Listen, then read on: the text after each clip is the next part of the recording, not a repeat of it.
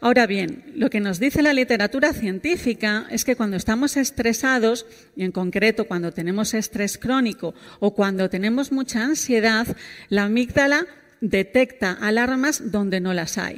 Nos enfadamos ante un motivo que a lo mejor no lo merece, somos muy reactivos emocionalmente, vemos cosas negativas por todos lados.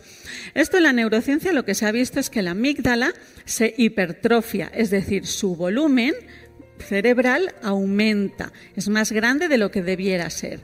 También se observa que la amígdala está hiperactivada. Las neuronas que componen esta estructura empiezan a emitir descargas eléctricas sin parar y generan un grandísimo consumo hemodinámico.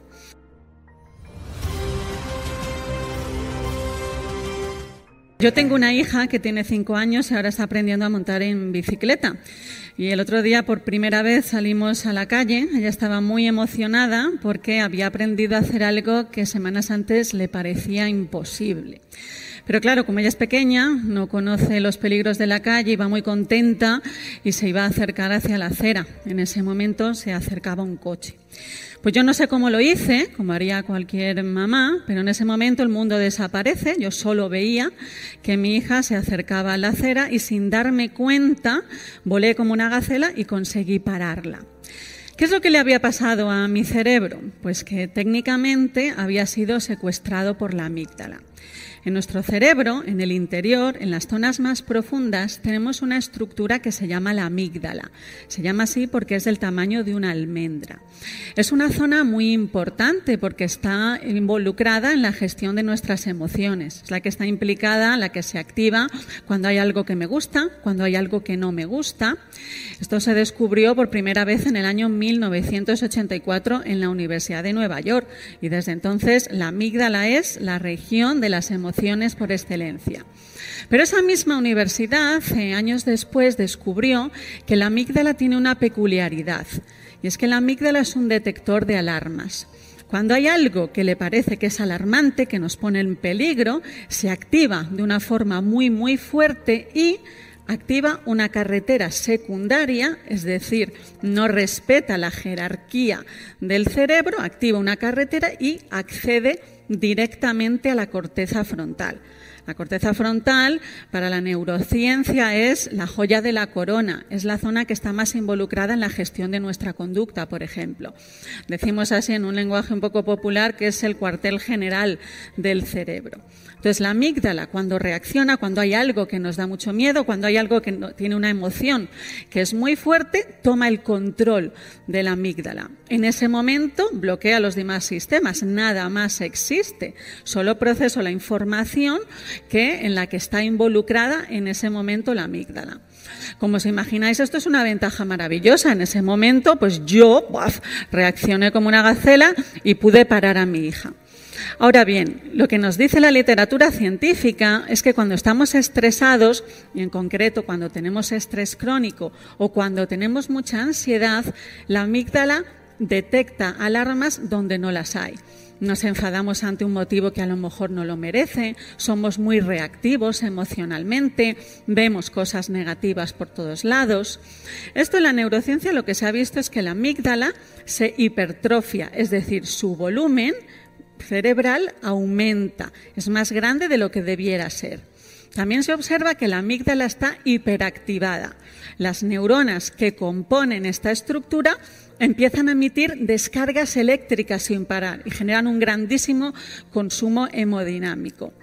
Esto hace que, pues lo que era una ventaja para nosotros, se convierta en una de las mayores fuentes de insatisfacción vital.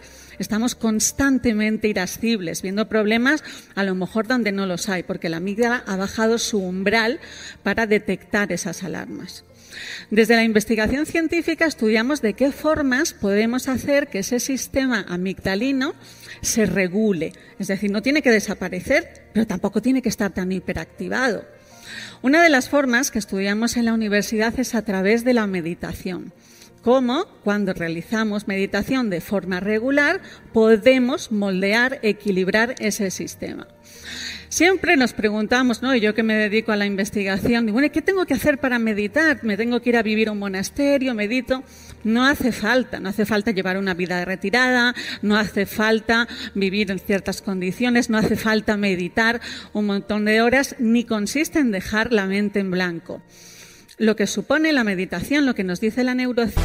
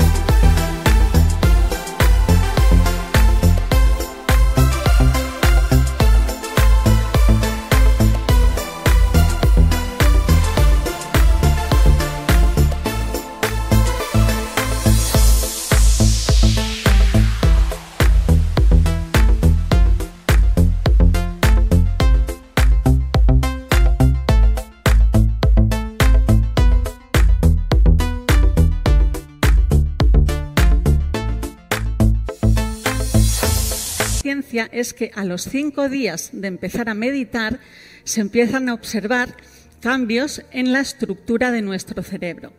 Pero no es a partir de los 2 meses cuando esos cambios ya son significativos.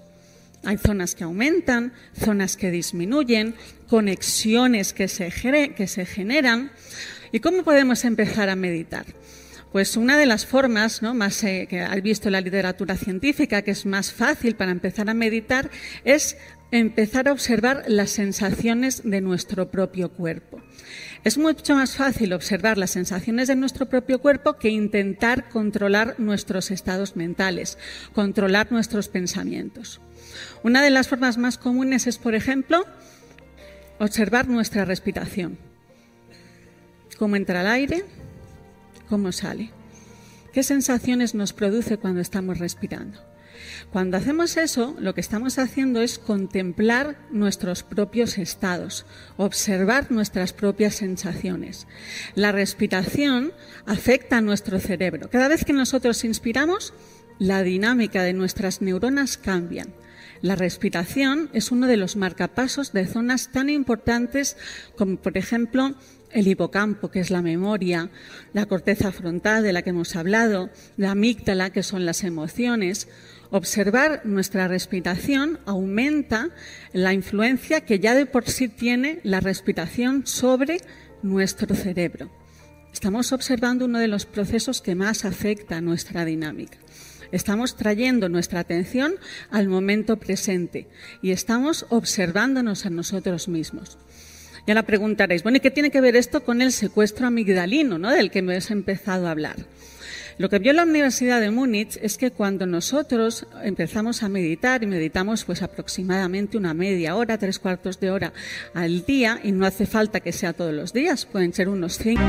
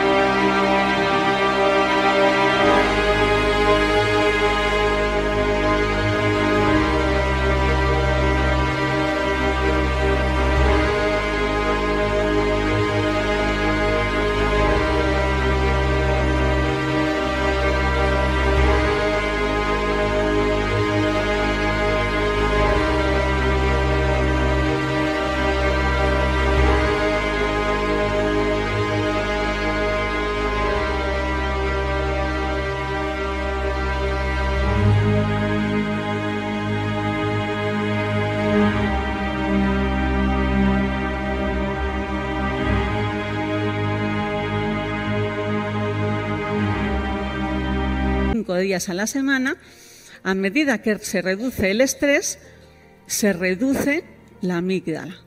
Y la amígdala vuelve a su propio tamaño. Recupera su equilibrio a medida. ¿Por qué? Porque lo que hacemos es observar de forma ecuánime nuestras sensaciones. Pero hay un segundo mecanismo por el cual la meditación moldea nuestro cerebro. Hay un segundo mecanismo por el cual la meditación moldea nuestro cerebro. ¿Os acordáis que hemos dicho que la amígdala, cuando secuestra nuestro cerebro, secuestra a la corteza frontal? Cuando nosotros estamos observando nuestras propias sensaciones, cuando nos estamos observando a nosotros mismos, estamos fortaleciendo la corteza frontal. Cuando la fortalecemos y la amígdala intenta secuestrarla, a la amígdala le va a costar mucho más secuestrarla. Por tanto, la meditación aumenta nuestro bienestar, mejora nuestra inteligencia emocional, supone una mayor regulación emocional, nos hace tener una mayor prevención para esos secuestros amigdalinos, es decir, mejora nuestra calidad de vida. Al igual que a mi hija, pues le parecía absolutamente imposible aprender a montar en bicicleta, pues lo que ha visto en la neurociencia, y eso nosotros lo vemos en el laboratorio casi todos los días, ¿no? Cuando nos dice alguien, yo no soy capaz de meditar, yo no puedo. Pues nosotros, en nuestro cerebro, nuestra capacidad de moldear el cerebro, que es la plasticidad cerebral, nos permite incorporar hábitos que nosotros no creíamos. Ya en la Grecia clásica, Plotino nos decía que no soy como soy, sino como estoy acostumbrado a ser. 2000 años después, Ramón y Cajal nos decía que todos podemos ser escultores de nuestro propio cerebro. Pero hay una razón más por la cual es importante que nosotros aprendamos a regular a nuestra amígdala, a nuestro sistema amigdalino. En el año 2015, la Universidad de París descubrió que para que nosotros podamos percibir lo que está sucediendo, el corazón y el cerebro se tienen que comunicar. Cada vez que el corazón emite un latido, las neuronas de nuestro cerebro tienen que cambiar su ritmo eléctrico. Gracias a esa comunicación nosotros podemos percibir lo que pasa. Si nuestro cerebro no responde a los latidos del corazón, nosotros no percibimos lo que está sucediendo. Pues una de las puertas por las que el corazón accede al cerebro es la amígdala, aquella que nosotros moldeamos cuando hacemos y practicamos de forma regular la meditación. Volviendo a la Grecia clásica, yo creo que la neurociencia corrobora que cuando aprendemos a conocernos nos convertimos en escultores de nuestra propia escultura. Muchas gracias.